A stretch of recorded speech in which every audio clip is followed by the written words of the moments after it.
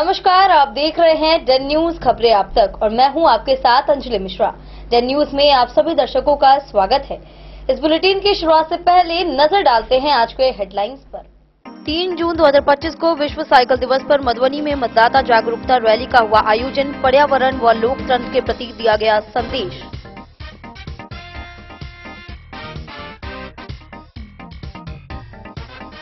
मधुबनी के अकसपुरा गांव में हुई डकैती की घटना। पिस्तौल की नोक पर जेवरात और नकदी सामान की लूट, वहीं पुलिस पर लापरवाही का लगा आरोप।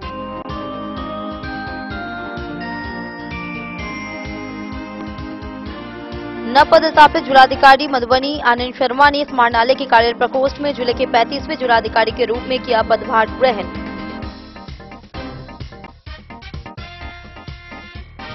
मधुबनी सदर के नवनियुक्त एसडीओ चंदन कुमार झा ने संभाला कार्यभार। कानून व्यवस्था बनाए रखने को दी सर्वोच्च प्राथमिकता।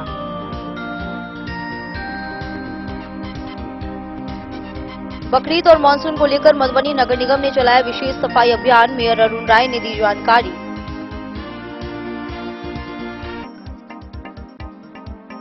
जिलाधिकारी अरविंद कुमार वर्मा को नागरिक अधिकार मंच ने दी भावभीनी विदाई। वहीं मधुबनी को बताया यादगार कार्यस्थल। जयनगर में विश्व साइकिल दिवस पर मतदाता जागरूकता रैली का हुआ आयोजन। स्कूली बच्चे व अधिकारी हुए शामिल।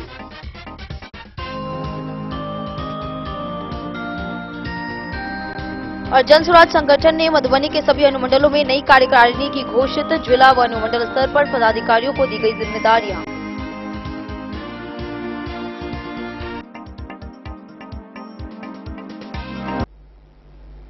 खबरें अब विस्तार से। मधुबनी में 3 जून 2025 को विश्व साइकिल दिवस पर मतदाता जागरूकता रैली निकाली गई। अधिकारियों ने हरी झंडी दिखाकर रैली की शुरुआत की, जो वाटसन +2 विद्यालय से होकर विभिन्न मार्गों से गुजरी। रैली में छात्र, एनसीसी कैडेट व कई नागरिक शामिल हुए। यह 3 दिवसीय कार्यक्रम की शुरुआत है, जिसका उद्देश्य पर्यावरण और लोकतंत्र के प्रति जागरूकता फैलाना है। आज दिनांक 3 जून 2025 को विश्व साइकिल दिवस के अवसर पर आयोजित मतदाता जागरूकता साइकिल रैली को अपर समाहर्ता राजेश कुमार, एडीएम आपदा संतोष कुमार, डीपीआरओ परिमल कुमार, उप निर्वाचन पदाधिकारी प्रशांत शेखर, उत्पाद अधीक्षक सहित वरीय अधिकारियों ने हरी झंडी दिखाकर रवाना किया। साइकिल रैली वाटसन +2 उच्च विद्यालय मधुबनी से प्रारंभ होकर थाना मोड़ मधुबनी होते हुए स्टेशन गांधी मूर्ति एवं वापस बाटा चौक होते हुए वाटसन +2 उच्च विद्यालय परिसर में समाप्त हुई। इस अवसर पर एनसीसी के कैडेट, स्कूली बच्चे, शिक्षक, आम नागरिक समेत अन्य लोग उपस्थित रहे। यह रैली मधुबनी जिले में 3 से 5 जून तक आयोजित 3 दिवसीय विशेष कार्यक्रमों की शुरुआत है, जिसमें पर्यावरण और लोकतंत्र दोनों के प्रति जागरूकता का संदेश दिया जा रहा है। इस अवसर पर युवा और महिला मतदाताओं की भागीदारी, मतदाता पंजीकरण और निर्वाचन साक्षरता क्लब से जुड़ी गतिविधियां संपूर्ण जिले में आयोजित की जाएगी। इस पर सभी बच्चे ध्यान रखेंगे। जो भी शिक्षक आएंगे अपने विद्यालय के साथ रहेंगे और बच्चों को अनुशासित लाइनअप करके ही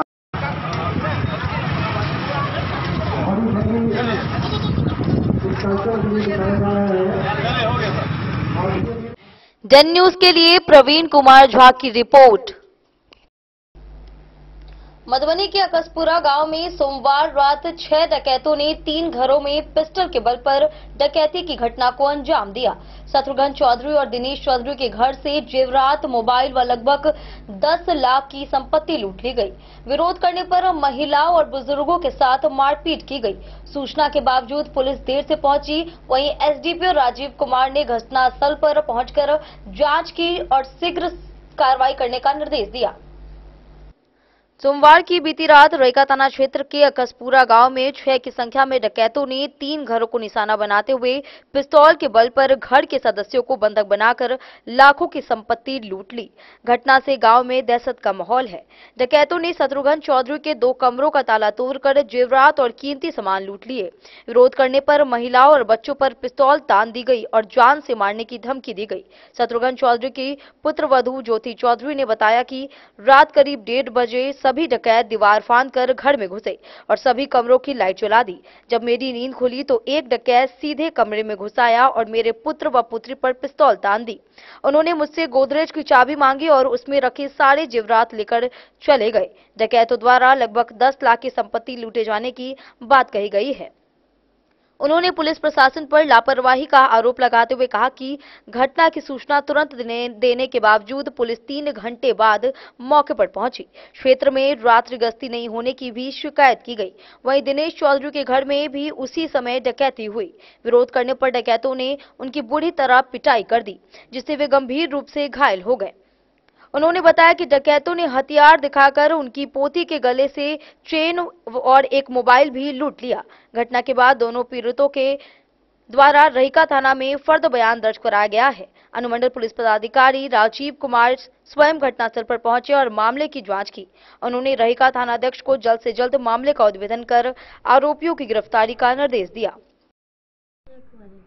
1 बजे में क्या आदमी सब आयल छले? उ सब हमरा गाँव में आके 4 गोटा ढुक गए। 4 गोटा मारबो पिटबो केलक? रास्ता रूम के गेट पर में निकलना ना तो 4 गोटा हमरा घेर लेलक। हम चलिए जहाँ सब के छी तो 1 गोटा हमरा मारलक, कनपट्टी में मारलक जे कान दर्द करैया, मारलक आँखि नहीं सुझैया, कमजोर भऽ गेल। क्या आदमी से छले लमसम? 4 गोटा। 4 गोटा छले। अपने 4 गोटा देखलिए सएह ना? हम 4 गोटा के देखलिए। अच्छा, पहले कौन रूम में केलकै है? पहले ओहि घर में केलकै। कुछ हथियार उथियार से जैसे अहाँ सब पर मतलब कुछ रखबो केलकै? मतलब कुछ अज्ञात चीज मतलब अहाँ सब के वही चीज सब? नहीं, 1 से 2 बजे के घटना है। कितने आदमी से सब आयल छलखिन? 6 आदमी से। तो केना मतलब प्रवेश केलखिन? मतलब ताला तोड़ कर कि? नहीं, हमरा गेट के हम सुतल छलिए घर में जी। गेट के तोड़लखिन, हम नहीं बुझलिए। पंखा सब चले छले रूम में, नहीं बुझल। लाइट सब फटाफट लाइट सब जला देलखिन। जखने सबटा घर में लाइट जल रही हमरा आँखि खुलल हम फुरफुरा के उठलिए।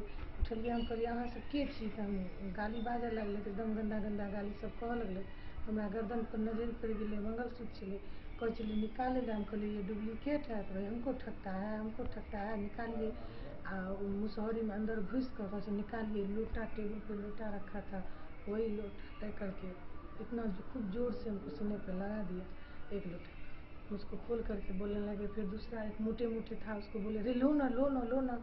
फिर हम उसको दे दिए मंगलसूत्र निकाल करके। जब मंगलसूत्र दे दिए तो बोले नाक का खोल करके दो। तो मैंने खोलने लगा, नहीं खुला। फिर भी बोल रहा था उसको खोल के दो। फिर एक मोटा वाला था, वो बोल रहे थे छोड़ दो।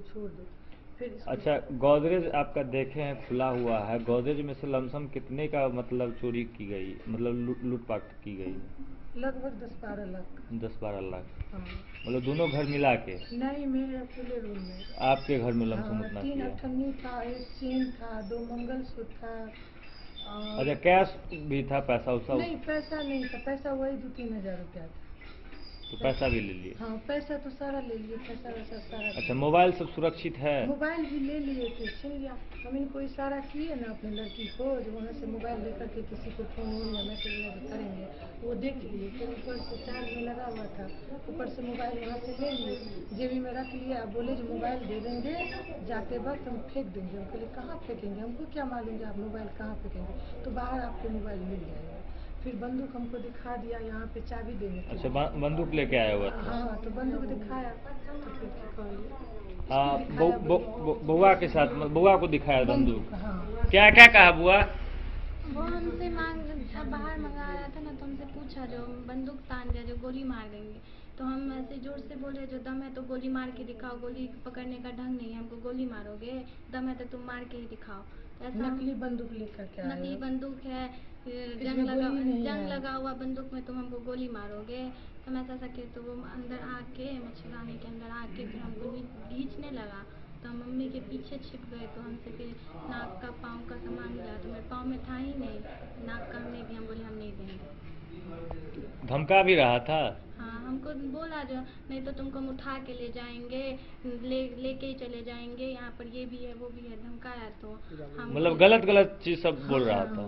तो फिर हम बोले जो दम है तो तुम कुछ करो, तुम यहाँ पर तुम जानते नहीं हो हम कौन है, अगर मेरा बाल विवाह का होगा तो तुम्हारे लिए बहुत बातें हो सकता है। तो फिर हमको नहीं कुछ कहा, फिर मम्मी को मारा, हमसे फिर अच्छा, आप पे प्रहार भी किया? लोटा से, हाँ लोटा से मारा, फिर इनसे चाबी ले लिए बउआ से। हमको नहीं कुछ कहा, हम जब जोर से जैसे ही बोले ना तो हमसे फिर सब दूर हो गया, हमको कोई कुछ नहीं कहा। हमको बोला जो चाबी दे दो वरना, उसके हाथ में एक मोटा पाइप जैसा रॉड था, बोला क्या दे दो चाबी, नहीं तो इसी रॉड से पैर हाथ तोड़ देंगे। तो आप डर से दे दिए? हाँ हम डर से, फिर भी नहीं, फिर बोले क्या जो हमको नहीं पता चाबी कहीं खो गया है। तो उधर से मच्छरदानी को खोल के और मेरा गर्दन पकड़ने लगा, तब मैंने सारे से बोल दिया यहाँ पे है चाबी।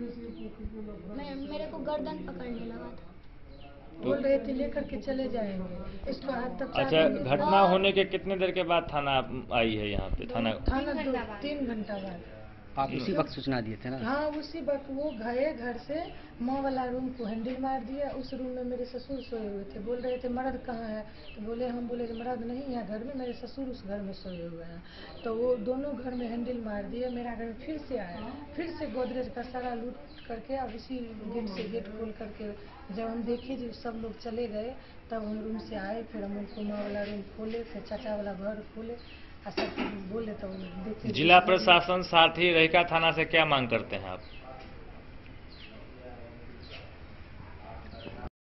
जल्द उन चोरों को पकड़ा लिया जाए और हमें हमारी जो लूट फूट की सामान है वो वापस मिल जाएगा, क्योंकि जिला प्रशासन अब अपना काम बहुत धीरे करती है, कोई भी काम ढंग से नहीं करती है। यही मांग करते हैं कि सबसे ज़्यादा पिछड़ा हुआ अगर कोई स्टेट है तो बिहार ही है, कुछ भी काम होता है तो यहाँ कोई भी सही से किसी भी चीज़ पे एक्शन नहीं लिया जाता है। नीतीश कुमार जी कहते हैं कि हमारे मार ही देता, 3 घंटा बाद आके बस न्यूज़ को बुला देता जो इसको मार दिया। मधुबनी से फिरोज आलम की रिपोर्ट। मधुबनी के नव पदस्थापित जिलाधिकारी आनंद शर्मा ने 3 जून 2025 को पदभार ग्रहण किया। निवर्तमान जिलाधिकारी अरविंद कुमार वर्मा ने पारंपरिक तरीके से उनका स्वागत किया। डीएम ने कहा कि आम जन की प्राथमिकता ही उनकी सर्वोच्च प्राथमिकता होगी। बाढ़ पूर्व तैयारी, जन कल्याणकारी योजनाओं का क्रियान्वयन, शिक्षा, स्वास्थ्य व विधि व्यवस्था पर विशेष ध्यान दिया जाएगा। मधुबनी के नव पदस्थापित जिलाधिकारी आनंद शर्मा ने समाहरणालय के कार्यालय प्रकोष्ठ में निवर्तमान जिलाधिकारी अरविंद कुमार वर्मा से मधुबनी जिले के 35वें जिलाधिकारी के रूप में प्रभार ग्रहण किया। इसके पूर्व निवर्तमान जिलाधिकारी अरविंद कुमार वर्मा एवं वरीय अधिकारियों ने मिथिला की गौरवशाली परंपरा के अनुसार उनका स्वागत किया। जिलाधिकारी ने सर्वप्रथम सभी उपस्थित अधिकारियों से बारी बारी से परिचय प्राप्त किया। वहीं उन्होंने पदभार ग्रहण के उपरांत मीडिया को संबोधित करते हुए कहा कि आम जन की प्राथमिकता ही हमारी सर्वोच्च प्राथमिकता होगी। बाढ़ पूर्व तैयारी को प्रमुखता में रखी जाएगी ताकि जिले में बाढ़ के प्रभाव को कम से कम किया जा सके। सभी नवनिर्मित पंचायत सरकार भवनों को पूर्ण रूप से क्रियान्वित करना एवं पंचायत स्तर पर सभी आरटीपीएस केंद्रों को प्रभावी रूप से संचालित करना, जल जमाव के साथ साथ जल संचयन भी हमारी प्राथमिकता होगी। जिलाधिकारी आनंद शर्मा ने कहा कि सरकार की जन कल्याणकारी योजनाओं को पूरी सहजता के साथ जन जन तक पहुंचाना उनकी सर्वोच्च प्राथमिकता होगी। साथ ही विधि व्यवस्था, शिक्षा, स्वास्थ्य सहित विकास कार्यों को पूरी गंभीरता के साथ पूरा किया जाएगा। Bureau report Madhubani. मधुबनी सदर के नवनियुक्त एसडीओ चंदन कुमार झा ने कार्यभार संभालते हुए कानून व्यवस्था को सर्वोच्च प्राथमिकता देने की बात कही। उन्होंने कहा कि विधानसभा चुनाव को शांतिपूर्ण व निष्पक्ष रूप से कराना मुख्य जिम्मेदारी होगी। आगामी बकरीद पर्व को लेकर सतर्कता बरतने की भी बात कही गई। असामाजिक तत्वों पर नजर रखी जाएगी ताकि सामाजिक सौहार्द बना रहे। मधुबनी सदर अनुमंडल के नवनियुक्त अनुमंडल पदाधिकारी चंदन कुमार झा ने कार्यभार संभालने के बाद डेन न्यूज के संवाददाता से बातचीत में बताया कि क्षेत्र में कानून व्यवस्था बनाए रखने की उनकी सर्वोच्च प्राथमिकता होगी। उन्होंने कहा कि आगामी बिहार विधानसभा चुनाव को निष्पक्ष, शांतिपूर्ण और पारदर्शी तरीके से संपन्न कराना उनकी प्राथमिक जिम्मेदारी होगी। इसके लिए प्रशासनिक तैयारियों को सुदृढ़ किया जा रहा है। एसडीओ चंदन कुमार झा ने आगामी बकरीद पर्व को लेकर भी सतर्कता बरतने की बात कही। उन्होंने कहा कि त्योहार के दौरान किसी भी प्रकार की असामाजिक गतिविधियों को रोकने के लिए प्रशासन सतर्क रहेगा और असामाजिक तत्वों पर विशेष नजर रखी जाएगी ताकि सामाजिक सौहार्द बना रहे। इस दौरान Den news CEO Bharat Bhushan Gopal Mishra ने अनुमंडल पदाधिकारी चंदन कुमार झा से शिष्टाचार मुलाकात कर उन्हें गुलदस्ता भेंट किया। सर, मधुबनी सदर अनुमंडल बहुत बड़ा है, यहाँ के लोगों को बहुत ज़्यादा उम्मीदें हैं आपसे। क्या पहली प्राथमिकता होगी आपकी? अब मेरी पहली प्राथमिकता लॉ एंड ऑर्डर सुचारू रूप से चले, प्राथमिकता होगी। सर, सरकार की जो जन कल्याणकारी योजनाएं हैं इसके लाभ सभी जन जन तक पहुँचे। इसमें जिला प्रशासन, मंडल प्रशासन, खंड प्रशासन में जिनकी जो सहभागिता है वो सारे रहेगा। और निर्वाचन आगे है, निर्वाचन हमारा स्वच्छ, शांतिपूर्ण और सौहार्दपूर्ण तरीके से निष्पक्ष मतदान हो, इसके लिए। सर, बकरीद पर्व को लेकर के शांति समिति की बैठक हुई है। अनुमंडल प्रशासन की ओर से क्या क्या दिशा निर्देश दिए गए हैं? बकरीद 7 तारीख को 7 जून को प्रस्तावित है। उसको लेके डीएमसी और एसपीएस सर के स्तर से ज्वाइंट ऑर्डर साइन होने हैं। सभी मुख्य स्थल पर पूरे जिलांतर्गत मजिस्ट्रेट और पुलिस बल की प्रतिनियुक्ति कर दी गई है और शांति समिति की बैठक जिला स्तर पर भी और अनुमंडल स्तर पर भी, इसमें शांति समिति थाना स्तर पर भी सभी शांति समिति का बैठक हो चुका है। सभी शहरवासियों से और सभी जिलावासियों से अपील रहेगा शांतिपूर्ण सौहार्द तरीके से बकरीद का पर्व मनाएं। डेन न्यूज के लिए प्रवीण कुमार झा की रिपोर्ट। मधुबनी नगर निगम के मेयर अरुण राय ने बताया कि बकरीद को लेकर नगर क्षेत्र में विशेष सफाई अभियान चलाया जा रहा है। इसके लिए एक विशेष टीम बनाई गई है और सफाई कर्मी लगातार कार्य में जुटे हुए हैं। साथ ही मॉनसून को ध्यान में रखते हुए शहर की तीनों कैनालों की सफाई भी तेजी से हो रही है ताकि जल जमाव की स्थिति न बने। साथ ही उन्होंने क्या कुछ कहा, आइए देखते हैं। मधुबनी नगर निगम के मेयर अरुण राय ने बताया कि बकरीद को लेकर नगर क्षेत्र में विशेष सफाई अभियान चलाया जा रहा है। इसके लिए एक विशेष टीम का गठन किया गया है और पिछले 10 दिनों से सफाई कर्मी लगातार कार्य कर रहे हैं। उन्होंने आगे बताया कि आगामी मॉनसून को ध्यान में रखते हुए मधुबनी शहर की तीनों कैनालों की सफाई कार्य भी तेजी से चल रही है ताकि बरसात के समय नगरवासियों को जल जमाव की समस्या का सामना न करना पड़े। शहर के साफ सफाई को लेकर के जो एनजीओ पर कार्रवाई हो रही है उसको लेकर के क्या कहेंगे आप? आज से 2 महीना पहले एनजीओ को सतत अस्थायी कमेटी के द्वारा इनको हटा दिया गया था। नगर विकास का आदेश आया कि आप जो भी एनजीओ है आप हमारे पास भेजिए पत्र के द्वारा, फिर उसको संशोधन करके हम निकालेंगे डेट, उसके बाद हटेगा। 1 से 45 वार्ड के पास तक सब लोग परेशान रहेंगे एनजीओ से। एनजीओ का क्रियाकलाप, जो काम करने का तौर तरीका है, बहुत गलत है। इसलिए जनता भी आक्रोशित है और जनता का सुनना पड़ता है। तो समाधान में हम लोग लगे हुए हैं। अभी कैनाल सफाई रात में बहुत करने पर कर रहा है। ये स्थिति ऐसा कर दिया है एनजीओ, जो शहर के लोग और पार्षद सब लोग परेशान हैं। बरसात में तो फिर दिक्कत होने की उम्मीद है अगर ऐसे किया एनजीओ तो। हमारे मधुबनी में 3 कैनाल है। कैनाल का काम रात में 10 दिनों से जारी है। अंदर से मलबा निकालने के लिए जेसीबी लगा हुआ है। पूरा कोशिश है, पूरा ताकत लगाए हुए हैं कि हम जनता को ये दिखाएं कि जब बारिश का पानी रोड में 2 घंटा 3 घंटा के बाद निकासी हो जाए, ऐसा प्रयास में हम लगे हुए हैं। आर्थिक दंड के बाद क्या है कार्रवाई का प्रोसीजर? ये गाइडलाइन जब तक नगर विकास से नहीं आएगा तो मधुबनी नगर निगम एनजीओ के प्रति कुछ नहीं कर सकता है। बस इनको आर्थिक ही दंड दे सकते हैं हम, क्योंकि गाइडलाइन हमारे पास जब तक नहीं आएगा उनको कुछ नहीं कर पाएंगे।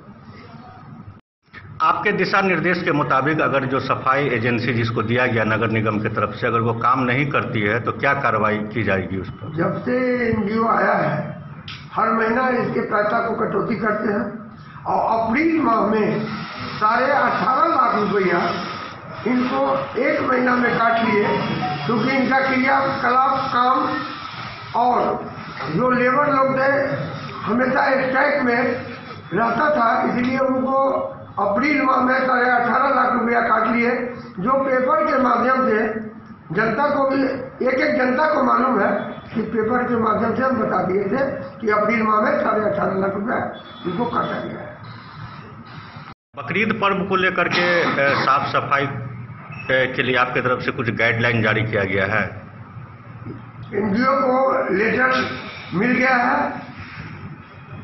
3 रोज पहले, जब बकरीद का 2 दिन पहले वो हर जगह चूना ब्लीचिंग का काम करेंगे और जहाँ जहाँ लूप लाइन है, छोटा रोड है, तो विशेष रूप से उनको ये गाइडलाइन दिया गया है कि आप वहाँ चूना ब्लीचिंग और सफाई पर ज़्यादा ध्यान रखें। डेन न्यूज के लिए प्रवीण कुमार झा की रिपोर्ट। ये गाइडलाइन जब तक नगर वक्त चला एक छोटे से ब्रेक का, मिलते हैं ब्रेक के बाद, आप बने रहिए हमारे साथ। मधुबनी इस शादी सीजन सिर्फ हमारे साथ खरीदे और पाए 100% एक्सचेंज वैल्यू। आप सोने चांदी या हीरे के आभूषणों की तलाश में हैं तो हमारे ज्वेलरी शॉप में मिलेंगे आपको हर तरह के आभूषण बेहद किफायती दामों पर। हर अवसर के लिए आभूषण आपके बजट में। लाल बाबू प्रसाद एंड सन्स, संकट चौक, बैंक ऑफ इंडिया के बगल में, मधुबनी। नए और शानदार स्टॉक के साथ अब हर रिश्ते को करे और भी सुंदर। लाल बाबू प्रसाद एंड सन्स, संकट चौक, बैंक ऑफ इंडिया के बगल में, मधुबनी। हमारे सभी गोल्ड ज्वेलरी शॉप पर HUID है मौजूद।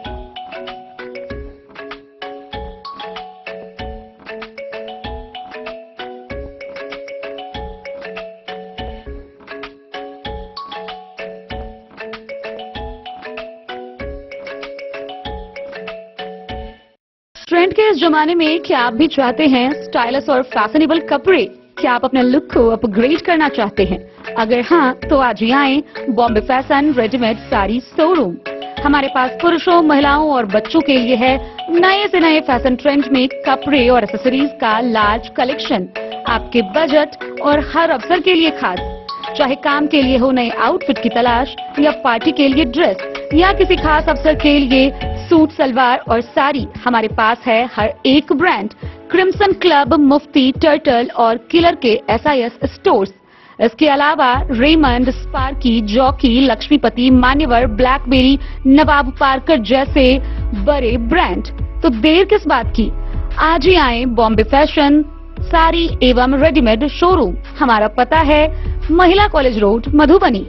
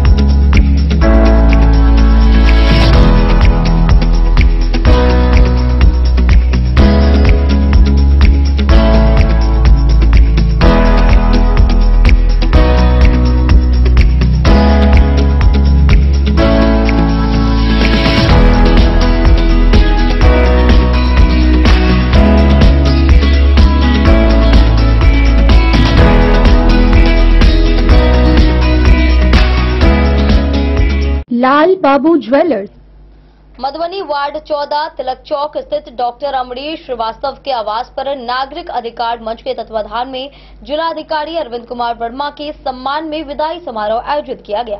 कार्यक्रम में शहर के कई बुद्धिजीवी एवं नागरिक मौजूद रहे। भावभीनी विदाई के इस दौरान जिलाधिकारी ने मधुबनी को यादगार बताया और मिथिला की माछ मखान की प्रशंसा की। उन्होंने डेन न्यूज की टीम की भी सराहना की। मधुबनी शहर के वार्ड संख्या 14 तिलक चौक पर अवस्थित डॉक्टर अमरीश श्रीवास्तव के आवास पर नागरिक अधिकार मंच के संयुक्त तत्वाधान में जिलाधिकारी अरविंद कुमार वर्मा के सम्मान में विदाई समारोह का आयोजन किया गया। इस अवसर पर मधुबनी शहर के अनेक बुद्धिजीवी, गणमान्य नागरिक एवं नागरिक अधिकार मंच के सभी सदस्य उपस्थित रहे। समारोह में जिलाधिकारी अरविंद कुमार वर्मा को नम आंखों से भावपूर्ण विदाई दी गई। जिलाधिकारी अरविंद कुमार वर्मा ने डेन न्यूज के संवाददाता से बातचीत के दौरान सबसे पहले डेन न्यूज की पूरी टीम के कार्यों की सराहना की। उन्होंने कहा कि अब तक के कार्यकाल में मधुबनी जिला उनके लिए सबसे यादगार रहा है। उन्होंने मिथिला की प्रसिद्ध माछ और मखाना की भी जमकर प्रशंसा की। बहुत ही दुख का क्षण होता है जब आप किसी जिला में 3 साल काम करें और विशेष तौर पे जब उस जिले के निवासियों के द्वारा लगातार प्यार मिलता है, तब जब वहाँ से स्थानांतरण होता है एक बहुत ही भावुक और दुख का क्षण होता है हमेशा की है। और जब अमरीश जी ने कल बताया कि सर विदाई समारोह करना चाहते हैं नागरिक अधिकार मंच के तरफ से, तो एक भाविक क्षण तो होता ही है, लेकिन एक गौरव की अनुभूति हुई कि अब 3 साल लगातार लोग मेहनत करते रहे, बहुत सारा सुझाव भी नागरिक अधिकार मंच के द्वारा भी मिलता रहा, अन्य सभी समाजसेवियों के द्वारा भी हम लोग प्रयास करते रहे, सुझावों पर अमल करते रहे। कुछ में सफलता मिली, कुछ में नहीं मिली, तो एक सतत प्रक्रिया है। लेकिन इसीलिए मुझे बहुत खुशी हुई इस विदाई समारोह में आने का जब निमंत्रण मिला, तो मैं इसके लिए नागरिक अधिकार मंच को बहुत बहुत धन्यवाद देता हूँ। मधुबनी जिले में जो कार्यकाल रहा है 3 साल का, बहुत ही एक सुखद अनुभूति रही है। इसमें बहुत ज़्यादा समय न लेते हुए बस 2-3 बिंदु प्रमुखता से मैं रखना चाहूँगा। इस जिले में क्योंकि जिले की बनावट ही ऐसी है कि यहाँ पे जल जमाव की समस्या बहुत होती है और इसके बावजूद भी भूगर्भ जल स्तर बहुत तेजी से नीचे चला जाता है। बहुत ही स्पेशल कंडीशन है ये, और इसके लिए सतत रूप से हम सभी लोगों को कार्य करते रहना होता है। किस तरीके से हम लोग पानी का संरक्षण करें, जल जमाव से मुक्ति पाएँ। तो मैं समझता हूँ कि हम लोग लगातार काम करते रहें। आप लोगों की मदद से आगे आने वाली टीम भी लगातार काम करती रहेगी। इस जिले के जो निवासी हैं, यहाँ पे मैं कई बार इस चीज़ को बोल चुका हूँ कि यहाँ के डीएनए में कुछ ऐसा है कि लोगों में बुद्धिमत्ता भरी हुई है काफ़ी ज़्यादा, और लोग अपने लीगल अधिकारों के लिए बहुत जागरूक रहते हैं। उसका परिणाम ये होता है कि सब जब जागरूक रहते हैं तो किसी भी व्यक्ति के साथ अगर कुछ गलत होने का जरा भी कोई अंदेशा होता है प्रशासन के द्वारा, तो तुरंत वो व्यक्ति आवेदन देगा और पूरे साक्ष्यों के साथ देगा। ऐसा नहीं है केवल एक सीधा एप्लीकेशन भेज दे। तो ये हम लोगों के लिए बहुत ही खुशी की बात रहती है। शुरू में चैलेंज लगता है, लेकिन बहुत खुशी की बात होती है जब सभी लीगल जो भी अधिकार हैं सबके, वो हम लोगों के पास आ जाते हैं। हम लोगों को निर्णय लेने में उसका 2 फायदा होता है। एक तो लर्निंग बहुत अच्छी होती है कि जब इतने लोग जानकार हैं और सबकी तरफ से बातें आती हैं और उसको कंसीडर करते हुए निर्णय लेना होता है, तो हम लोग लर्निंग बहुत होती है। तो पिछले 3 सालों में इस जिले ने बहुत कुछ सिखाया है, सभी निवासियों ने मिलकर बहुत कुछ सिखाया है। जो चीज़ हम लोग पहले नहीं जानते थे वही यहाँ आके समझे हैं। तो मैं इसके लिए सभी जिलावासियों को बहुत बहुत धन्यवाद देता हूँ। साथ ही साथ इसका ये भी परिणाम होता है कि अगर जहाँ पे जागरूकता की अगर कमी रहती है तो कई बार गलत निर्णय होने की संभावना हो जाती है। लेकिन जब हर व्यक्ति अपने अधिकारों के लिए जागरूक रहता है तो कोई भी निर्णय के पहले सारी बातें हम लोगों के पास आती हैं। तो हम लोग इससे ये फायदा होता है कि ज़्यादातर निर्णय कानूनी रूप से सही रहता है और न्याय संगत होता है। तो ये जागरूक होने का बहुत बड़ा फायदा होता है। भले ही इसमें निर्णय लेने में थोड़ा विलम्ब हो जाए, 1-2 दिन देरी हो जाए, क्योंकि जब ज़्यादा रिप्रेजेंटेशन आते हैं तो निर्णय लेने में समय लगता है, लेकिन अच्छा निर्णय होता है, सीखने को भी मिलता है और न्याय संगत होता है। तो मैं इसके लिए बहुत बहुत धन्यवाद सभी लोगों को देता हूँ। साथ ही साथ इस जिले में ये पूरा जिला संस्कृति बहुत ऐतिहासिक रूप से बहुत रिच रहा है, और यहाँ भी यहाँ पे जो सम्मानित करने का कल्चर है, कहीं निरीक्षण में भी जाते थे तो सभी लोगों का, सभी जनप्रतिनिधियों का, निवासियों का हमेशा इसी तरीके से सम्मानित लोग करते रहे। बहुत खुशी अच्छी अनुभूति होती है। अब कोई नया व्यक्ति बाहर का आता है और आप उस पहले दिन से आप जाइए और लोग सम्मानित करें, स्वागत करें, तो अपनापन वैसे ही होने लगता है। तो एक बहुत ही अच्छा कल्चर है, मिथिला कल्चर का जो हिस्सा है, ये बहुत ही सुखद अनुभव रहा है मुझे पूरे 3 साल का। यहाँ का खान पान बहुत विशिष्ट रहा। कुछ चीज़ें तो क्योंकि हम लोग स्वास्थ्य के लिए जागरूक रहते हैं, तो जो मीठा वाला जो खान पान का हिस्सा है उतना तो उसको नहीं एंजॉय किए, लेकिन यहाँ जो मखाना का है बहुत ही सुपर फूड कहा जाता है और बहुत ही हेल्दी भी होता है, और साथ ही साथ आपको किसी प्रकार का वजन बढ़ना या अन्य प्रकार की बीमारियों से बचाता है। तो वो इसके लिए मैं इस पूरे जो एरिया है, मिथिला क्षेत्र है, मैं इसके लिए बहुत आभारी हूँ कि मखाना से इतना ज़्यादा मुझे काफ़ी ज़्यादा मैंने उसका प्रयोग किया और अपने ऊपर लगाया। पता नहीं आप लोग जानते हैं कि नहीं, पिछले जब से यहाँ पे आए उसके बाद 1 साल बाद से लगातार मैं और फिट होने की कोशिश करता रहा और काफ़ी वजन भी कम किया उस प्रयास से। उसमें यहाँ के खान पान का बहुत बड़ा योगदान रहा, विशेष रूप से मखाना का, क्योंकि वो हेल्दी भी है, आपको भूख जो है आपको भर देता है बहुत कम एनर्जी में, उससे बहुत स्वास्थ्य लाभ होता है। तो मैं इसलिए भी इस जिले का विशेष रूप से मेरा एक याद के रूप में, दिल के रूप में सभी लोग बसे रहेंगे, क्योंकि यहाँ पे आके फिटनेस जर्नी मैंने शुरू की। मैं सभी लोगों को कहता हूँ कि आप जब वजन ज़्यादा होता है, आपको आलस ज़्यादा आएगा, आपको एनर्जी कम फील होगी, थकान जल्दी लगेगी और आपकी कार्य क्षमता उससे प्रभावित होती है। तो यहाँ पे मैंने अनुभव किया कि जब फिटनेस बढ़ा के और उससे काफ़ी ज़्यादा एनर्जी फील होती है, आपको थकान नहीं लगी। मैं सभी लोगों से आजकल के समय में बहुत लोग फिटनेस के लिए जागरूक हैं ही, लेकिन अगर कोई एक व्यक्ति थोड़ा कम ध्यान देते तो मैं जरूर यही अनुरोध करूँगा कि अपने दिन का 1 घंटा जरूर अपने शरीर को दें। खान पान एकदम ध्यान रखें, विशेष तौर पर जब मखाना क्षेत्र रही है तो बिल्कुल ही आसान है एकदम फिटनेस की तरफ बढ़ना। मैं सभी लोगों से अपील करूँगा कि 1 घंटा जरूर अपने स्वास्थ्य रखें। बाकी काम होता रहेगा, काम कभी खत्म नहीं होता है। अब दिन में 24 घंटे से ज़्यादा घंटे होंगे तब भी काम निकल आएगा, तो काम तो आप जितना बड़ा दिन होगा उतना ही निकलेगा, लेकिन 1 घंटा सुबह का जरूर दीजिए। बहुत लोग देखे हैं, डेन न्यूज के लिए प्रवीण कुमार झा की रिपोर्ट। जयनगर में विश्व साइकिल दिवस पर स्वीप कार्यक्रम के तहत मतदाता जागरूकता रैली निकाली गई। एसडीओ दीपक कुमार ने रैली को हरी झंडी दिखाकर रवाना किया। इसमें स्कूली बच्चे व अधिकारी शामिल हुए। वहीं प्राची अपूर्वा ने बताया कि 3 दिवसीय अभियान के तहत युवा मतदाताओं को जागरूक किया जा रहा है और मतदाता सूची में नाम जुड़वाने व एपिक कार्ड बनवाने का आग्रह किया गया। स्वीप कार्यक्रम के तहत विश्व साइकिल दिवस के अवसर पर मतदाताओं को जागरूक करने के उद्देश्य से मंगलवार को जयनगर अनुमंडल कार्यालय परिसर में मतदाता जागरूकता अभियान के तहत स्कूली बच्चे और अधिकारियों के द्वारा रैली अनुमंडल कार्यालय से निकाली गई। एसडीओ दीपक कुमार ने मतदाता जागरूकता रैली को हरी झंडी दिखाकर रवाना किया।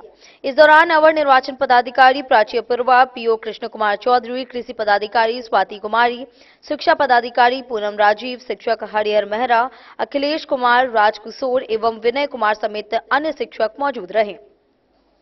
अवर निर्वाचन पदाधिकारी प्राची अपूर्वा ने बताया कि 3 दिवसीय स्वीप कार्यक्रम के तहत निर्वाचन आयोग के द्वारा मतदाता जागरूकता अभियान चलाई जा रही है। इसी कार्यक्रम के तहत अनुमंडल कार्यालय के समीप एक कार्यक्रम का आयोजन किया गया। कार्यक्रम में शामिल अधिकारियों और विभिन्न विद्यालय से आए 18 से 19 वर्ष के छात्र छात्राओं को मतदाता जागरूकता हेतु बैनर दिया गया। उन्होंने कहा कि इस अभियान के तहत मतदाता सूची में नाम जुड़वाने, एपिक कार्ड बनाने तथा आम जन को जागरूक करने हेतु अनुरोध किया गया। डेन न्यूज के लिए जयनगर से मोहम्मद अली की रिपोर्ट। जन स्वराज संगठन ने मधुबनी जिले के सभी अनुमंडलों में नई कार्यकारिणी की सूची जारी की है। जिला प्रभारी हबीबुल्ला हाशमी, संरक्षक जेपी सिंह, फाहिम अख्तर, महेंद्र मंडल हैं। वहीं जिला अध्यक्ष के रूप में इंद्रशेखर झा, कार्यालय प्रभारी धर्मवीर प्रसाद समेत अन्य लोग शामिल हैं। जन स्वराज संगठन ने मधुबनी जिले के सभी अनुमंडलों में अपनी नई कार्यकारिणी की सूची जारी कर दी है। संगठन ने अपने जिला स्तरीय पदाधिकारियों की घोषणा करते हुए प्रत्येक अनुमंडल और प्रखंड स्तर पर जिम्मेदारियां सौंपी है, जिसमें जिला प्रभारी बनाए गए हैं अबीबुल्ला हाशमी ज्वाले, जिला संरक्षक के रूप में शामिल हैं जेपी सिंह मधुबनी, फाहिम अख्तर बासोपट्टी, महेंद्र मंडल घोगडिया आदि। जिलाध्यक्ष बने हैं इंद्रशेखर झा, महासचिव कबीरुद्दीन, अभियान संयोजक रामकुमार मंडल, महिला अध्यक्ष लक्ष्मी देवी, युवा अध्यक्ष राजकुमार महतो, मुख्य प्रवक्ता संजीत कुमार बादल तथा कार्यालय प्रभारी धर्मवीर प्रसाद शामिल रहे। डन न्यूज के लिए प्रवीण कुमार झा की रिपोर्ट। मधुबनी में कांग्रेस ने मुजफ्फरपुर के कुढ़नी में दलित छात्रा के साथ सामूहिक दुष्कर्म और हत्या के विरोध में मुख्यमंत्री नीतीश कुमार का पुतला दहन किया। जिला अध्यक्ष सुबोध कुमार मंडल के नेतृत्व में कई वरिष्ठ कांग्रेस नेता और कार्यकर्ता इस कार्यक्रम में शामिल हुए। उन्होंने न्याय की मांग की है और घटना की कड़ी निंदा की है। मंगलवार को जिला कांग्रेस कमेटी के जिला अध्यक्ष सुबोध कुमार मंडल की अध्यक्षता में मुजफ्फरपुर कुढ़नी में हुए दलित छात्रा के साथ सामूहिक दुष्कर्म एवं हत्या के विरोध में मुख्यमंत्री नीतीश कुमार का पुतला दहन मधुबनी मुख्यालय के पास किया गया। इस पुतला दहन कार्यक्रम में कांग्रेस नेता एवं वरिष्ठ कार्यकर्ताओं ने अपनी उपस्थिति दर्ज कराई। इस कार्यक्रम में पूर्व जिला अध्यक्ष मनोज कुमार मिश्रा, टेकनाथ पाठक, कृष्णकांत झा, अहमदुल्ला खान, सत्येंद्र पासवान, धनेश्वर ठाकुर, मीना देवी कुशवाहा, आनंद कुमार झा, आलोक कुमार झा समेत अन्य लोगों ने भाग लिया। श्री कृष्ण अल्लाह जिंदाबाद, जिंदाबाद, कांग्रेस पार्टी जिंदाबाद,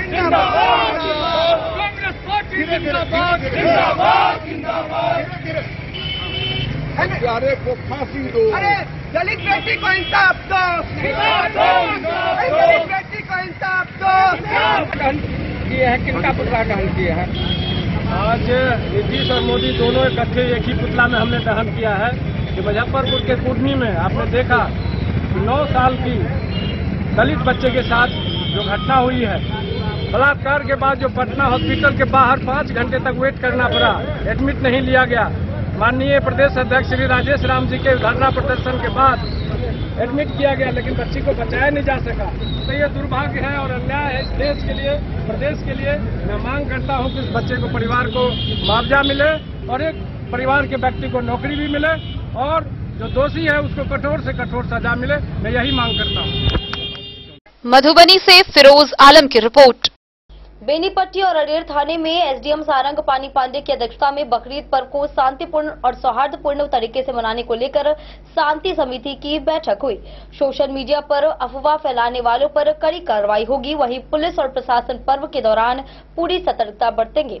सभी से आपसी भाईचारा बनाकर पर्व मनाने की अपील की गई। बेनीपट्टी थाना परिसर में एसडीएम सारंग पानी पांडे की अध्यक्षता में बकरीद पर्व को लेकर बेनीपट्टी और अरेर थाना क्षेत्र के स्थानीय जनप्रतिनिधियों, विभिन्न राजनीतिक दलों के प्रतिनिधियों, कार्यकर्ताओं व प्रबुद्ध जनों के साथ शांति समिति की बैठक हुई। बैठक का संचालन एसडीपीओ अमित कुमार ने किया। वहीं बैठक में 7 जून से मनाए जाने वाले 3 दिवसीय बकरीद पर्व को सामाजिक सौहार्द वातावरण में शांतिपूर्ण तरीके से पर्व मनाए जाने पर चर्चा की गई। इस दौरान एसडीएम व एसडीपीओ ने कहा कि यह पर्व त्याग, दान व नेक नियति का परिचायक होता है, इसलिए सामाजिक सौहार्द बनाए रखने हेतु सभी लोग शांतिपूर्ण तरीके से पर्व मनाने का काम करें। विधि व्यवस्था भंग करने वाले तत्वों पर कड़ी नजर रखी जाएगी। पर्व के दौरान सोशल मीडिया पर प्रशासन की पैनी नजर रहेगी। सोशल मीडिया पर अफवाह फैलाने वालों पर कड़ी कानूनी कार्रवाई की जाएगी। सोशल मीडिया पर कोई भ्रामक पोस्ट करने या ऐसे पोस्ट को शेयर या फॉरवर्ड करने से बचने का काम करें। भ्रामक पोस्ट को शेयर या फॉरवर्ड करने वाले पर भी कार्रवाई होगी। दोनों अधिकारियों ने कहा कि लोगों को अगर कहीं किसी प्रकार की गड़बड़ी की सूचना मिलती है तो वे इसकी सूचना तुरंत पुलिस प्रशासन को दें। बकरीद पर्व के दौरान बेनीपट्टी और अरेर दोनों थाना क्षेत्रों में सभी ईदगाहों पर दंडाधिकारी के नेतृत्व में पुलिस पदाधिकारियों व पुलिस बलों की प्रतिनियुक्ति रहने की बात बताते हुए कहा कि किसी भी धर्म व समुदाय का पर्व त्योहार शांति का प्रतीक माना जाता है, इसलिए लोग आपसी भाईचारा व सौहार्द के साथ शांतिपूर्ण रूप से बकरीद पर्व को संपन्न कराने में प्रशासन को अपना सहयोग प्रदान करें।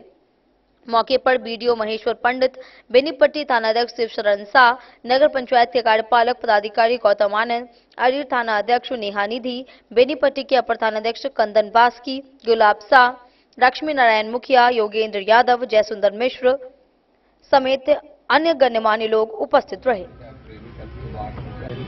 थाना प्रभारी एवं हमारे अन्य पुलिस पदाधिकारी इस पावन धरती जो बेनीपट्टी के हैं उनकी जो जनता शांति समिति के सदस्य और अन्य जनप्रतिनिधि और माननीय लोग, आप लोगों का इतने शॉर्ट टाइम में यहाँ पर आ जाना ये हमारे लिए सौभाग्य की बात है।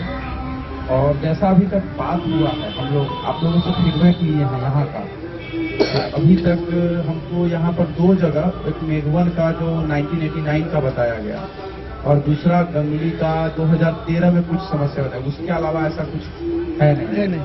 तो ये क्लियर दिखता है कि आप लोग आपस में मिल करके अच्छे से रह रहे हैं और यही परिचायक होना भी चाहिए आप लोगों का। ये बहुत अच्छी बात है कि सभी लोग मिलजुल करके आपस में दावत मांग रहे हैं, दावत ले रहे हैं। यही नज़ारा उस दिन भी दिखना चाहिए। और खास करके अभी जैसे भारत पाकिस्तान जो युद्ध छिड़ा हुआ था, साथ में इलेक्शन है, तो इन सभी चीज़ों को अपनी जगह रहते हुए जो यहाँ के हमारे वासी हैं उसमें मोटिवेट करने के लिए कुछ बाहर से सोर्सेज आपको मिलते हैं। जो सबसे बड़ा चीज़ है सोशल मीडिया। तो सोशल मीडिया के माध्यम से आप लोगों को कुछ भी अफवाह अगर फैलता है तो अपने व्हाट्सएप, अभी जो सोशल मीडिया का जमाना है सभी के पास व्हाट्सएप हो गया है, फेसबुक है, इंस्टाग्राम है, बहुत सारे अन्य चैनल हैं, उसके तरह से प्रसारित न करके सबसे पहले आप प्रशासन को वो चीज़ें अवगत कराएंगे और उसके माध्यम से हम लोग उसको कर्टेल करेंगे। जैसे कोई भी अफवाह किसी बकरीद के दिन ही अगर फैलता है तो आप सबसे पहले थानाध्यक्ष या मुझे या फिर एसडीओ साहब और बीडीओ साहब को देंगे। और हमको उम्मीद है सभी का नंबर आपके पास होगा, जो ऑफिशियल नंबर है सभी के पास होना चाहिए और उस पर आप लोग अवगत कराएंगे और हम लोग कर्टेल करेंगे। बाकी ये 2 जगह है, वहाँ पर हमारी पुलिस तैनात रहेगी। दूसरी बात है अभी पुलिस एक्टिव भी रहेगी। आप लोग एक शिकायत कर रहे थे कुछ की वाहन चेकिंग को लेकर के, ये जरूरी चीज है, उनका कंसर्न एकदम सही है कि जो वाहन चेकिंग की बात है, तो ये चेकिंग आपको पूरे अनुमंडल में ये आश्वस्त करते हैं कि 1 वीक के बाद आपको अच्छे से दिखेगी। इस चीजों के लिए आप लोग निश्चिंत रहें। साथ में 2-3 और चीजें आपको आगाह करना चाहेंगे इसी बात पे, रोड एक्सीडेंट की घटना को लेकर के आप लोग हेलमेट और ये चीजें कवर कीजिए, क्योंकि फिर फाइन भी होगा साथ में। तो उस समय आप लोगों का कॉल नहीं आना चाहिए। एक बार हम लोग माफ करेंगे, 1-2 सप्ताह से आदत लगाएंगे, उसके बाद फिर हम लोग फाइन करना शुरू करेंगे। फिर उसमें कोई कंप्रोमाइज नहीं किया जाएगा, क्योंकि ये आपके सुरक्षा के लिए है। और बकरीद का जो है 3 दिन का त्योहार है। पहला दिन तो कुर्बानी होता है, वो थोड़ा सा बता देंगे कुर्बानी में किस समय रहता है आपका टाइमिंग? 7 को रहेगा। से उधर मन से इधर हमारी संख्या एक सीमित है। आप हम लोग को देख रहे होंगे, अगर हम लोग के पूरे बल को देख लीजिएगा और आपकी जो संख्या वो आज भी अभी भी ज्यादा है और सदैव ज्यादा रहेगी। तो हम सभी एक कार्य को करने में सुगमता दे सकते हैं, कुछ कार्य को जो है तेजी से करवा सकते हैं, लेकिन आपकी संख्या का महत्व है हम लोग के लिए और आपके सहयोग से ही हम लोग के द्वारा कोई भी कार्य कराना संभव हो सकता है। तो हम हमेशा आप सभी से, हम लोग का क्योंकि पहला त्योहार है जो इस समय पड़ेगा, और आप सभी से हमेशा सहयोग की अपेक्षा करेंगे। कुछ बातों को हम जो शांति समिति की बैठक में वहाँ पे मधुबनी के उप मेयर साहब ने बताया था, और मुस्लिम भाइयों के लिए भी एक ध्यान देने योग्य बात है। उनका एक जिक्र था, जो उनका कहना था कि जब भी कुर्बानी दी जाती है, जो 7 तारीख को महत्वपूर्ण, जो कि पहले दिन ही ज्यादातर सभी मुस्लिम भाई देंगे, तो उस दिन जो है कुर्बानी देने के बाद जो भी अवशेष लेफ्ट रहता है, जो भी अवशेष बचा हुआ है, उसको अगर गड्ढे में या किसी उचित स्थान पर डिस्पोज किया जाए तो सभी के लिए, पर्यावरण से लेकर सभी चीज के लिए बहुत ही उचित होगा। होता क्या है कि यत्र तत्र कहीं भी वो करने से कोई जानवर भी उसकी तरफ आकर्षित हो जाते हैं और उस टुकड़े को लेके या किसी और चीज को लेके किसी पवित्र स्थान पे अगर पहुंच जाते हैं तो उससे विवाद खड़ा होने की एक संभावना बढ़ जाती है। तो यदि उसको सही से डिस्पोज किया जाएगा, सही जगह से नियंत्रित रखा जाएगा, तो इस तरह की कोई भी आशंका या किसी तरह की घटना होने से हम सभी लोग बच सकते हैं। तो सभी के लिए संभव नहीं है, लेकिन जो भी लोग अधिक से अधिक इस चीज का पालन कर पाए, उनसे मेरा आपके माध्यम से अनुरोध होगा कि इस चीज का पालन कराने की उनसे गुजारिश करें, कि उनसे अनुरोध करिए कि इस तरह से करने से कोई भी जो है ये शांतिपूर्वक संपन्न हो ही जाएगा। साथ में ये है अनुरोध होगा कि अगर कोई भी छोटी से छोटी घटना आपके संज्ञान में आती है तो आप सभी लोग, हम जो भी पूरा हायरार्कियल सिस्टम है उसमें सभी हम सभी को सूचित करें, किसी एक को सूचित करें। हम सभी लोग सुबह से ही एक्टिव रहेंगे ही, फिर भी यदि किसी भी तरह की कोई घटना न होने पाए या कोई घटना छोटी समझ के इग्नोर न की जाए, ये बड़ी बात है। क्योंकि छोटी घटना सोचने के बाद आज का जमाना सोशल मीडिया या जो व्हाट्सएप प्लेटफॉर्म है उसमें आप छोटी सी घटना को कई जगहों पे अग्रसारित होती चली जाती है, वो फैलती चली जाती है और वही चीज बड़ा रूप ले लेती है। तो किसी भी घटना को छोटा न माने, अपने स्तर को स्वयं नियंत्रित कर दें। बेनीपट्टी से विनोद कुमार की रिपोर्ट। वक्त तो चला एक छोटे से ब्रेक का। मिलते हैं ब्रेक के बाद, आप बने रहिए हमारे साथ।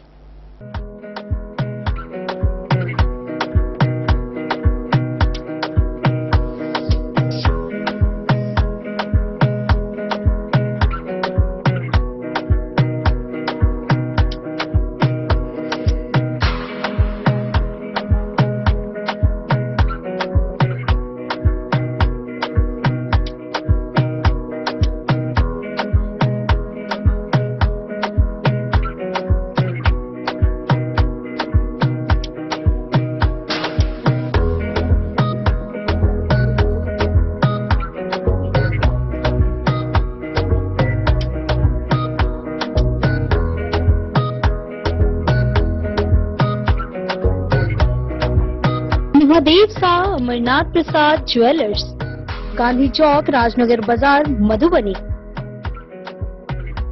गोकुल राज,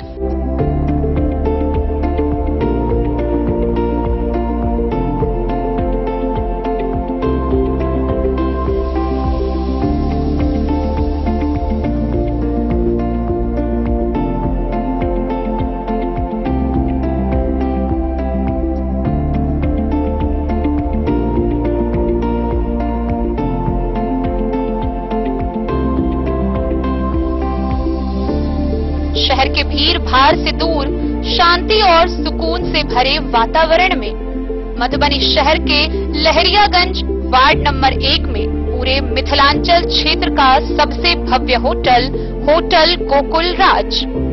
4 मंजिला इमारत की इस होटल में है 4 बड़े बड़े बैंकेट हॉल, रिंग सेरेमनी, शादी, मीटिंग या पार्टी, हर एक आयोजन के लिए अलग से हॉल की व्यवस्था, रेस्टोरेंट की व्यवस्था जहां एक से बढ़कर एक लजीज व्यंजनों का मिलेगा संगम, और रहने का उचित प्रबंध, suite room, AC room, non AC room से सुसज्जित होटल जहां लिफ्ट की भी है व्यवस्था, पार्किंग का पूरा इंतजाम। तो आइए और जिंदगी में खुशियों से भरी यादें शामिल करिए। होटल गोकुल राज मधुबनी में आप लोगों का स्वागत है।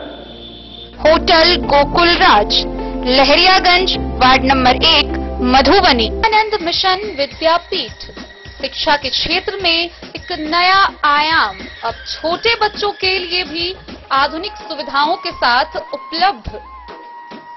विवेकानंद मिशन विद्यापीठ जूनियर, जहां क्लास प्री नर्सरी से 5th स्टैंडर्ड तक के बच्चों का एडमिशन प्रारंभ है। अगर आप भी चाहते हैं अपने बच्चों का शिक्षा के क्षेत्र में बेहतर विकास, तो विवेकानंद मिशन विद्यापीठ जूनियर है आपके लिए तैयार। 2.5 से 10 वर्षों के बच्चों के लिए आपको मिलेगा आधुनिक सुविधाओं के साथ एक बेहतर शिक्षा का माहौल। सीबीएसई बेस्ड करिकुलम सिलेबस के साथ साथ स्टूडेंट्स होंगे art and craft, game and sports और कल्चरल एक्टिविटीज में अव्वल। इंग्लिश मीडियम के माहौल के बीच स्टूडेंट्स बनेंगे स्मार्ट, जहां किताबी ज्ञान के साथ साथ हर क्षेत्र में स्टूडेंट्स होंगे अवेयर। हॉबीज और इंटरेस्ट को मिलेगी प्राथमिकता। तो आइए और अपने बच्चों के बेहतर भविष्य के लिए आज ही नामांकन करवाइए। विवेकानंद मिशन विद्यापीठ जूनियर। हमारा पता है सिरहुत कॉलोनी, नगर परिषद। जयनगर में सूरी समाज की बैठक सूरी विवाह भवन में आयोजित की गई, जिसमें 8 जून को पटना में आयोजित महा अधिकार रैली की तैयारी पर चर्चा की गई। बैठक में 21 सदस्यीय कार्यकारिणी का गठन किया गया। समाज ने मांग की कि उन्हें अति पिछड़ा वर्ग में शामिल किया जाए। वहीं संयोजकों ने बताया कि सभी राजनीतिक दलों ने अब तक सूरी समाज को उपेक्षित किया है। इसी के विरोध में यह रैली आयोजित की जा रही है।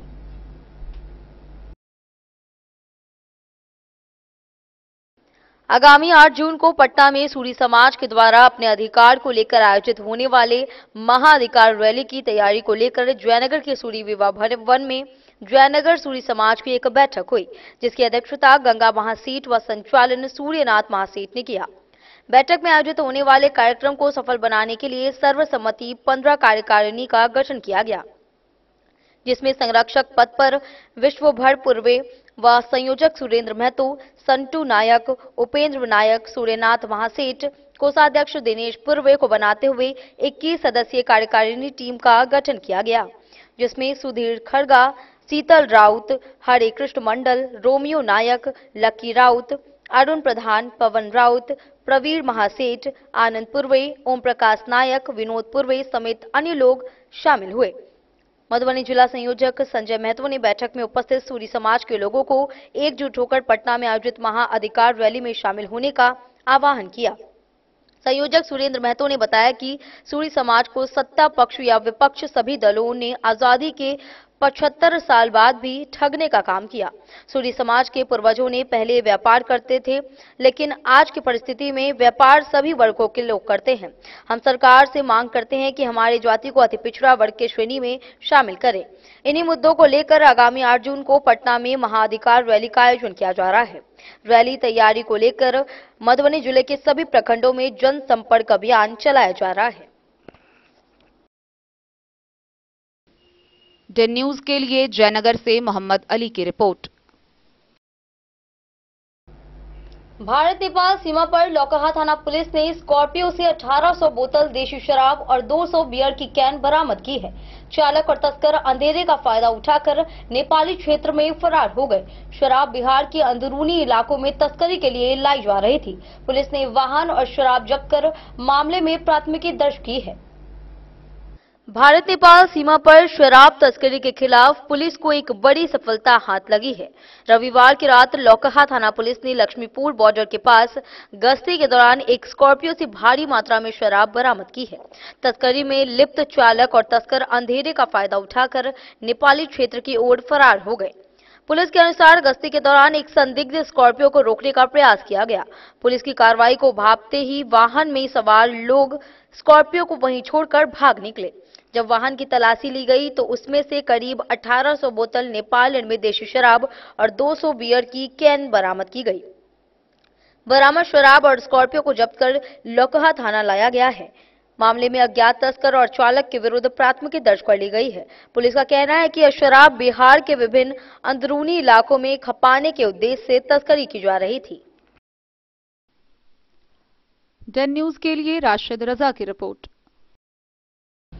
बेनीपट्टी एसडीएम सारंग पानी पांडे ने बेनीपट्टी के महाराजी बांध और धौस नदी के तटबंधों का निरीक्षण किया। वहीं बाढ़ से निपटने की तैयारियों का जायजा लिया। उन्होंने मरम्मत कार्य तुरंत शुरू करने और बांध को मजबूत करने के निर्देश दिए। प्रशासन संभावित बाढ़ को गंभीरता से लेकर गांव की सुरक्षा में पूरी सतर्कता बरत रहा है। संभावित बाढ़ के मद्देनजर एसडीएम सारंग पानी पांडे ने बेनीपट्टी प्रखंड के बनकट्टा, बेतौना, सोयली घाट, करहारा, सोहरौल, पाली, उड़ेन, नजुरा, मेघवन, रानीपुर व बसैट सहित विभिन्न स्थानों पर पहुंचकर महाराजी बांध व धौस नदी के तटबंधों का निरीक्षण किया। इस दौरान उन्होंने बाढ़ नियंत्रण अवर प्रमंडल झंझारपुर के अंतर्गत आने वाली महाराजी बांध की दूरी व वर्तमान स्थिति के अलावे बांध के समीप के गांव, टोले और आबादी के संबंध में कई जानकारी प्राप्त की। निरीक्षण के क्रम में एसडीएम ने बाढ़ नियंत्रण अवर प्रमंडल झंझारपुर के कार्यपालक अभियंता संजय कुमार, सहायक अभियंता राम आशीष सिंह, विपिन कुमार सिंह समेत अन्य अधिकारियों व कर्मियों को कई आवश्यक दिशा निर्देश भी दिए।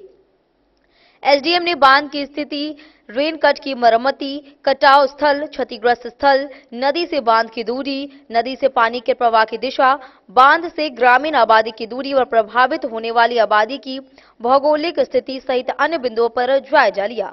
इस दौरान उन्होंने बाढ़ प्रमंडल अधिकारियों को भी बांध मरम्मति अविलंब शुरू करने का निर्देश दिया। वहीं एसडीएम ने बताया कि बेनीपट्टी प्रखंड क्षेत्र का पश्चिम इलाका बाढ़ की गंभीर चुनौतियों से जूझता रहा है। ऐसे में बाढ़ पूर्व सभी तरह की तैयारियों को लेकर प्रशासन गंभीर है। संभावित बाढ़ को गंभीरता से लेते हुए हर पहलू की जानकारी ली जा रही है और बाढ़ से निपटने की तैयारियों पर जोर दिया जा रहा है। बाढ़ पूर्व तैयारियों को देखते हुए विभागीय पदाधिकारियों को जल्द से जल्द मरम्मति योग्य स्थल को चिन्हित करते हुए मरम्मति कार्य जल्द से जल्द शुरू करने के निर्देश दिए गए। जहां जहां बांध में गड्ढे, रेनकट बन गए हैं, उसे दुरुस्त करने के निर्देश विभागीय पदाधिकारियों को दी गई है। साथ ही जहां से नदी का पानी मुख्य प्रवाह बांध की ओर होता है, उन सभी जगहों को पर्याप्त मात्रा में जियो बैग का प्रयोग कर उस स्थल को बेहतर तरीके से मजबूत बनाए जाने के निर्देश दिए गए। उन्होंने विभागीय पदाधिकारियों को निर्देश देते हुए कहा कि बाढ़ के दौरान गांवों, टोलों एवं ग्रामीण आबादी के बचाव में बांध की भूमिका काफी महत्वपूर्ण होती है। इसलिए इसके मरम्मति कार्य में लापरवाही किसी भी सूरत में सहन नहीं किया जाएगा। एसडीएम ने बताया कि नदियों के जलस्तर पर भी नजर रखी जाएगी। निरीक्षण के दौरान बाढ़ नियंत्रण अवर प्रमंडल झंझारपुर के कनीय अभियंता रजनीश कुमार व राजीव कुमार सहित अन्य लोग मौजूद रहे। बाढ़ को लेकर के सर बांधों का विजिट किया जा रहा है, क्या कुछ कमी देखी जा रही है ताकि विभाग को अलर्ट किया जा सके? नहीं, जल संसाधन के एग्जीक्यूटिव इंजीनियर साहब साथ में हम लोग भ्रमण कर रहे हैं और सभी पॉइंट को चेक कर रहे हैं। जैसे जैसे कोई कमी, अभी तक तो बहुत विशेष कोई कट या ऐसा कुछ नहीं जानकारी में प्राप्त हुआ है, लेकिन अगर कुछ आता है संज्ञान में तो हम लोग कुछ दिनों में ही रिपेयरिंग वर्क शुरू हो रहा है और उसमें सभी चीज़ों का निराकरण करा दिया जाएगा और किसी भी संभावना को हम लोग मेंटेन कर लेंगे। संभावित बाढ़ को लेकर के अनुमंडल प्रशासन तत्पर है? जी हाँ, पूर्णतः तत्पर है। अंचल अधिकारी, सभी अंचल अधिकारी पूर्णतः तत्पर है। नाव की मरम्मति, पॉलीथीन शीट की उपलब्धता, ये सब सारी चीजों का आकलन किया जा रहा है और निर्देशानुसार जो है सभी तैयारी पूर्ण कर ली जा रही है। बेनीपट्टी से विनोद कुमार की रिपोर्ट। खुटौना प्रखंड के लौकहा थाना क्षेत्र के मझौरा गांव में बिजली चोरी के मामले में विद्युत विभाग ने 4 लोगों के खिलाफ प्राथमिकी दर्ज कराई है। जांच में मंटू कुमार सिंह, रेखा कुमारी, रंजीव कुमार यादव और संजीव कुमार यादव को बिना वैध कनेक्शन बिजली उपयोग करते पाया गया है। विभाग ने सख्त कार्रवाई की चेतावनी दी है और पुलिस जांच में जुट गई है। लौकहा थाना क्षेत्र के मझौरा गांव में बिजली चोरी के मामले में विद्युत विभाग ने कड़ा रुख अपनाते हुए 4 लोगों के खिलाफ प्राथमिकी दर्ज कराई है। विभाग की ओर से दी गई जानकारी के अनुसार कनीय अभियंता द्वारा कराई गई जांच में गांव के मंटू कुमार सिंह, रेखा कुमारी, रंजीव कुमार यादव और संजीव कुमार यादव को अवैध रूप से बिजली उपयोग करते हुए पाया गया। जांच के दौरान इन सभी के घरों में बिना वैध कनेक्शन के बिजली उपयोग की पुष्टि हुई है, जिसके आधार पर लौकहा थाना में मामला दर्ज किया गया है। फिलहाल पुलिस द्वारा कानूनी प्रक्रिया शुरू कर दी गई है और मामले की जांच चल रही है। विद्युत विभाग ने चेतावनी दी है कि बिजली चोरी किसी भी स्थिति में बर्दाश्त नहीं की जाएगी। विभाग ने कहा कि इस तरह की गतिविधियों में शामिल लोगों के खिलाफ सख्त से सख्त कार्रवाई की जाएगी ताकि भविष्य में ऐसी घटनाओं की पुनरावृत्ति रोकी जा सके। डन न्यूज के लिए राशिद रजा की रिपोर्ट। आज के इस बुलेटिन में फिलहाल इतना ही। कल फिर हाजिर होंगे नई खबरों के साथ। तब तक दीजिए पूरी टीम को इजाजत और मधुबनी के हर छोटे बड़े खबरों को देखने के लिए देखते रहिए डन न्यूज खबरें आप तक। नमस्कार।